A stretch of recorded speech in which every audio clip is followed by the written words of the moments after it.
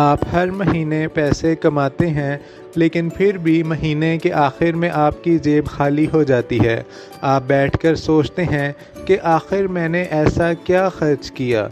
मैं तो ज़्यादा फजूल खर्ची भी नहीं करता, लेकिन फिर भी पैसे क्यों ख़त्म हो जाते हैं। अगर आपके साथ भी ऐसा होता है तो इसका मतलब है कि आप एक बहुत कॉमन मिस्टेक कर रहे हैं, और वो ये है कि नीड्स और वांट्स में फ़र्क को ना समझना। और सच मानिए, ये एक छोटी सी गलती आपकी पूरी फाइनेंशियल लाइफ को ख़राब कर सकती है।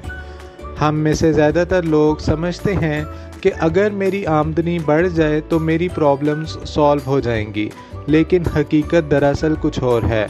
आपने देखा होगा, बहुत से लोग अच्छी आमदनी होने के बावजूद भी ब्रोक रहते हैं, और उसके बरक्स कुछ लोग कम आमदनी होने के बावजूद भी सेविंग्स करते रहते हैं और ख़ुद को फाइनेंशियली स्टेबल कर लेते हैं।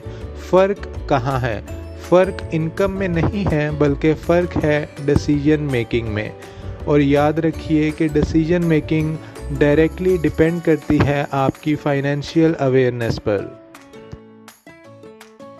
चलें अब असल कॉन्सेप्ट को डिटेल में समझते हैं। नीड्स क्या होती हैं? नीड्स वो चीज़ें हैं जिनके बगैर आपकी बेसिक ज़िंदगी मुतासिर हो जाती है। मसलन खाना, क्योंकि ये सर्वाइवल के लिए ज़रूरी है। घर, क्योंकि आपको रहने के लिए जगह चाहिए। बेसिक कपड़े, क्योंकि ये ज़रूरी हैं।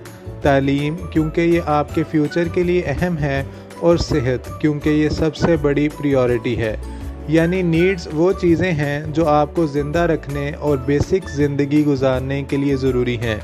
अब हम आते हैं वांट्स पर। वांट्स वो चीज़ें हैं जो आपकी ज़िंदगी को कंफर्टेबल बनाती हैं, लेकिन ज़रूरी नहीं होती।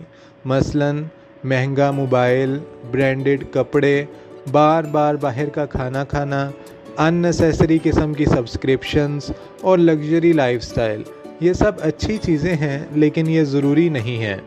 असल मसला यहाँ से शुरू होता है जब आप अपनी वांट्स को नीड्स समझना शुरू कर देते हैं। मसलन आप कहते हैं मुझे नया फ़ोन चाहिए, लेकिन हकीकत में आपका पुराना फ़ोन बिल्कुल ठीक काम कर रहा होता है। तो ये नीड नहीं है, बल्कि ये वांट है, लेकिन आपका दिमाग इसे नीड बना देता है क्योंकि आप उसे जस्टिफाई करना चाहते हैं। चलें एक डिटेल्ड कहानी को देखते हैं। फ़हद एक मिडिल क्लास लड़का था। उसकी माहाना आमदनी 50,000 रुपये थी। पहले महीने उसने सोचा, मैंने बहुत मेहनत की है, मुझे ख़ुद को रिवार्ड देना चाहिए। उसने नया फ़ोन लिया, ब्रांडेड शूज़ ख़रीदे और बार बार बाहर खाना खाया। पहले उसे बहुत खुशी हुई, लेकिन फिर महीने के आखिर में उसके पास ज़ीरो सेविंग्स थी। उसके लिए रेंट देना मुश्किल हो गया था और स्ट्रेस बढ़ गया था। अगले महीने उसने फिर यही साइकिल रिपीट किया। क्यों? क्योंकि वो वांट्स को नीड्स समझ रहा था। अब सवाल ये है कि आखिर हम ऐसा करते क्यों हैं? इसके पीछे साइकोलॉजी काम करती है। दरअसल जब आप कुछ नया ख़रीदते हैं, आपके दिमाग में डोपामिन रिलीज़ होता है। ये वो केमिकल है जो आपको खुशी फील करवाता है, लेकिन ये खुशी टेम्परेरी होती है और चंद दिन बाद आप दोबारा बोर हो जाते हैं और फिर कुछ नया करना चाहते हैं। इसी को कहते हैं स्पेंडिंग एडिक्शन साइकिल। चले दौर में एक और बड़ा मसला है सोशल मीडिया। आप रोज़ाना देखते हैं कि लोग नई नई गाड़ियां ले रहे हैं, लग्जरी लाइफस्टाइल दिखा रहे हैं और एक्सपेंसिव चीज़ें ख़रीद रहे हैं। फिर आप ख़ुद को दूसरों से कंपेयर करते हैं और सोचते हैं कि मुझे भी ऐसा होना चाहिए, और यही कंपैरिजन आपको अननेसेसरी स्पेंडिंग्स की तरफ ले जाता है। चलें अब हम आते हैं सॉल्यूशंस की तरफ। अगर आप वाकई अपने ख़र्च को कंट्रोल करना चाहते हैं तो ये 5 स्टेप्स को फॉलो करें। स्टेप 1, हर खर्च से पहले खुद से पूछें क्या ये वाकई ज़रूरी है। स्टेप 2, 24 आवर रूल यूज़ करें और कुछ भी फ़ौरन ना ख़रीदें।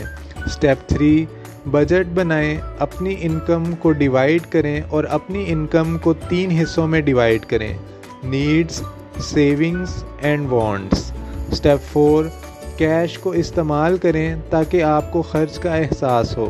स्टेप 5, अपने गोल्स लिखें जब आपके पास क्लियर गोल होगा तो आप खुद ब खुद कंट्रोल करेंगे। याद रखें, हर बार जब आप एक वांट पर खर्च करते हैं तो आप अपने फ्यूचर को डिले कर रहे होते हैं। आप अपनी सेविंग्स कम कर रहे होते हैं और अपनी फ्रीडम दूर कर रहे होते हैं। दरअसल सक्सेसफुल लोग वो नहीं होते जो ज़्यादा कमाते हैं, बल्कि वो होते हैं जो अपने खर्च को कंट्रोल करते हैं। डिसिप्लिन ही असल ताकत है।